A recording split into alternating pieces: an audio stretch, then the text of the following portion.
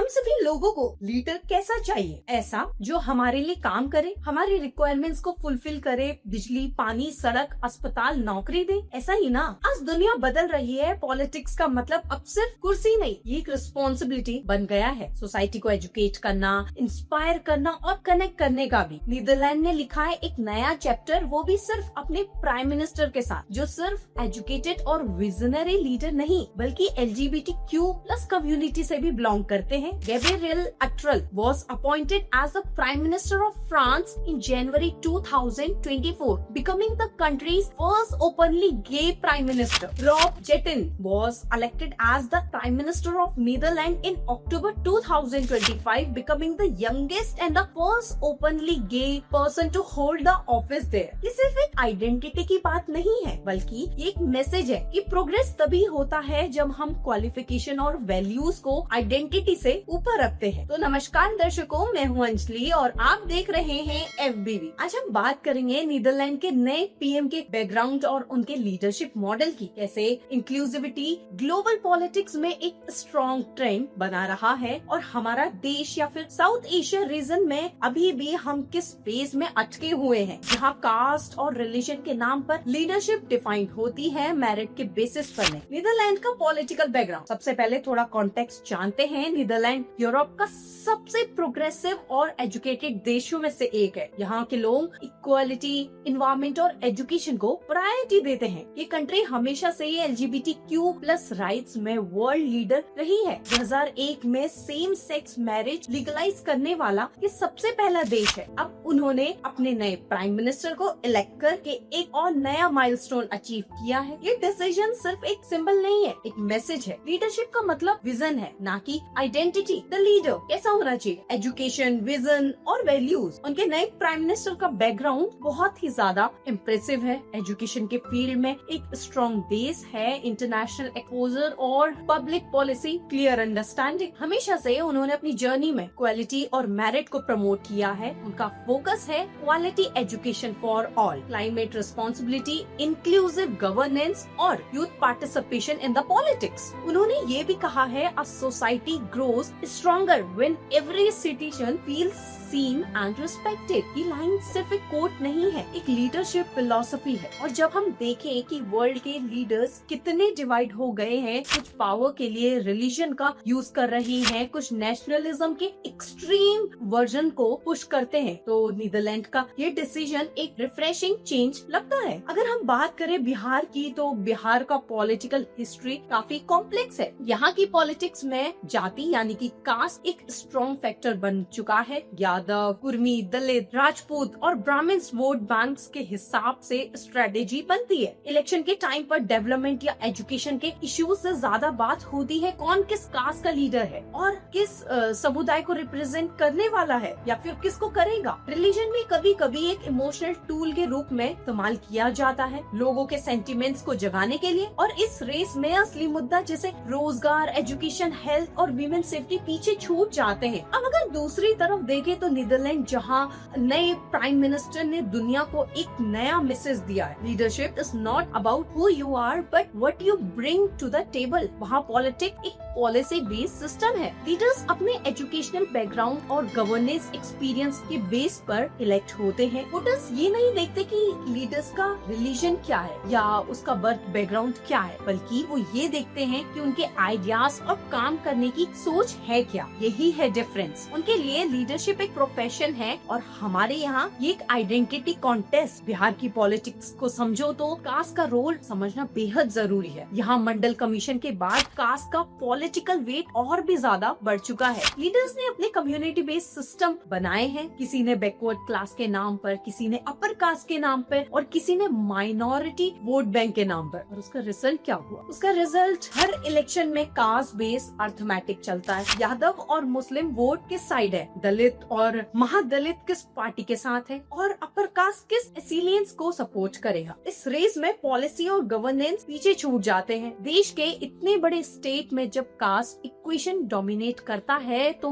Merit और education based leadership को जगह मिलना बहुत ही ज्यादा मुश्किल है। लीडरशिप के लिए सबसे जरूरी क्वालिटी होती है एजुकेशन, एम्पैथी और विजन। लेकिन पॉलिटिकल सिनेरियो में लीडर्स को अक्सर उनकी कम्युनिटी बेस के हिसाब से जज किया जाता है। सोचो अगर एक एजुकेटेड विजनरी लीडर आता भी है तो वो किसी स्ट्रॉन्ग कास्ट या ग्रुप से नहीं, तो क्या उसे लोग वोट देंगे? ये सोच बदलना बेहद जरूरी है। नीदरलैंड जैसे देश में ये बताया है कि जब लीडरशिप इंक्लूसिव होती है तो देश यूनाइटेड होता है, और जब लीडरशिप डिवाइडेड सोच पर टिकती है तो डेवलपमेंट रुक जाता है। आज बात यहाँ नीदरलैंड या फिर बिहार की नहीं हो रही है, ये ऑल ओवर वर्ल्ड की हो रही है, जहाँ एक एजुकेटेड और विजनरी लीडर की हमें रिक्वायरमेंट है। रिलीजन भी एक पॉलिटिकल टूल बन गया है। कभी मंदिर मस्जिद के मुद्दे तो कभी रिलीजियस सेंटिमेंट के नाम पर पोलराइजेशन। लोगों को बताया जाता है कि तुम्हारा धर्म खतरे में है, पर असल में खतरा उनके एजुकेशन और एम्प्लॉयमेंट का होता है। ये इमोशनल पॉलिटिक्स लोगों को सोचने का मौका ही नहीं देती, और इसी वजह से बिहार जैसे कई और स्टेट और कंट्रीज कल्चरली रिच होते हुए भी अपने पोटेंशियल को फुलफिल नहीं कर पाती है। नीदरलैंड, फिनलैंड, न्यूजीलैंड और कनाडा जैसे देश एक मैसेज दे रहे हैं कि 21वीं सेंचुरी का लीडर इंक्लूसिव, एजुकेटेड और विजनरी होना चाहिए। उन्होंने दिखाया कि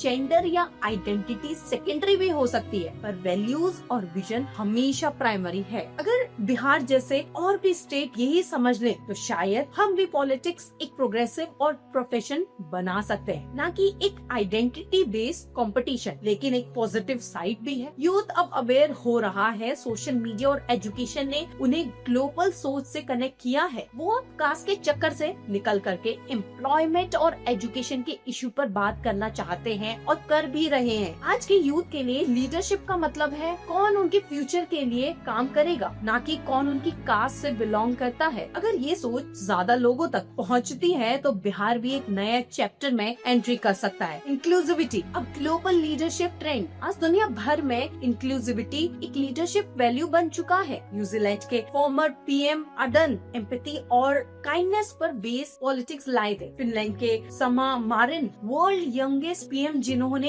एजुकेशन और इक्वालिटी पर काम किया था। आइसलैंड, डेनमार्क, कनाडा, सब जगह एक ही पैटर्न दिख रहा है। लीडर्स एजुकेटेड हैं, इमोशनली इंटेलिजेंट हैं और इंक्लूसिव माइंडसेट के साथ काम कर रहे हैं। ये लीडर्स प्रूव करते हैं कि पॉलिटिक्स का मतलब लाउड प्रोमिसेस नहीं है, क्वाइट स्ट्रेंथ होता है, और उनका फोकस होता है कि long term policies, gender equality और सस्टेनेबल डेवलपमेंट। इंक्लूसिविटी अब एक ट्रेंड नहीं है, एक रिक्वायरमेंट बन चुका है। ग्लोबल लेवल पर लीडरशिप एक मेजर अब सिर्फ जीडीपी नहीं है, ह्यूमन डेवलपमेंट और डाइवर्सिटी एक्सेप्टेंस भी है। अब अगर हम साउथ एशियन रीजन, खासकर भारत, पाकिस्तान, बांग्लादेश, नेपाल की बात करें तो यहाँ लीडरशिप का पैटर्न अब और भी ज्यादा अलग है। यहाँ लोग वोट देते वक्त अक्सर कास्ट, रिलीजन और जाति के बेसिस पर डिसाइड करते हैं कि हमें वोट किसको देना है और किसको नहीं। हमें सोचना होगा क्या हम लीडरशिप का एक मॉडर्न या फिर इंक्लूसिव माइंडसेट के साथ देख रहे हैं, या फिर हम अब भी डिवाइडेड सोच के साथ अपना फ्यूचर चूज कर रहे हैं। वही डिवाइडेड रूल जो ब्रिटिशर्स ने किया था अपने टाइम पीरियड में, वो भी इंडिया में। हर इलेक्शन के टाइम पे प्रोमिसेस दिए जाते हैं, सबको रोजगार मिलेगा, एजुकेशन बढ़ेगी, करप्शन खत्म होगा। लेकिन अगर रियल में देखे एजुकेशन और एम्पैथी दोनों ही मिसिंग। और जब लीडरशिप डिवाइड होती है तो सोसाइटी भी डिवाइड हो जाती है। यहाँ पे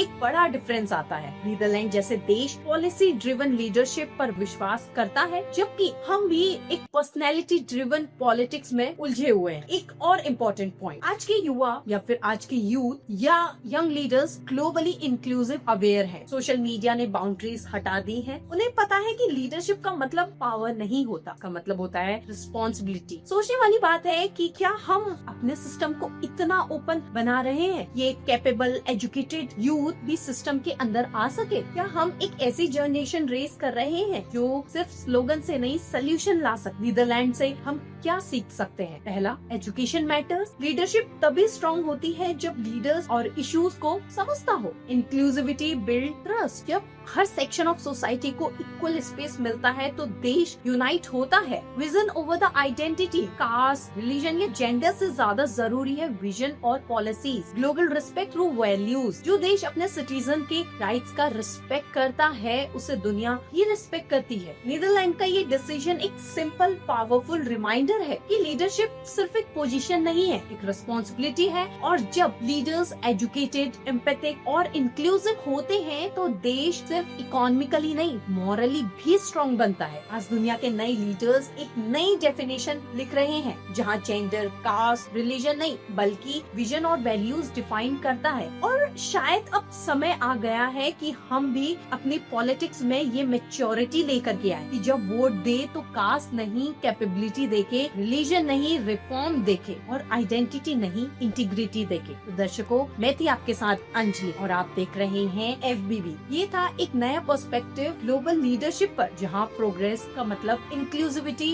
एजुकेशन, ह्यूमैनिटी। लीडरशिप का असली मतलब है जोड़ने की शक्ति, बांटने की नहीं। नीदरलैंड ने ये दिखाया है कि कई स्टेट्स को भी ये सीखना होगा कि कास्ट और रिलीजन से ऊपर उठकर अगर हम मेरिट और एजुकेशन को इम्पोर्टेंस दे तो हमारा राज्य भी प्रोग्रेस कर सकता है और प्रोग्रेस का एग्जाम्पल भी बन सकता है। आखिर में सवाल ये नहीं है कि आप किस जाति या धर्म से बिलोंग करते हैं, सवाल ये है आप किस सोच से बिलोंग करते हैं, क्योंकि बदलाव तभी आएगा ना जब वोट भी आइडेंटिटी के नाम पर नहीं, इंटीग्रिटी पॉलिसी पर दिया जाएगा और जहाँ पॉलिटिक्स सिर्फ पावर नहीं परिवर्तन का जरिया बन सकता है।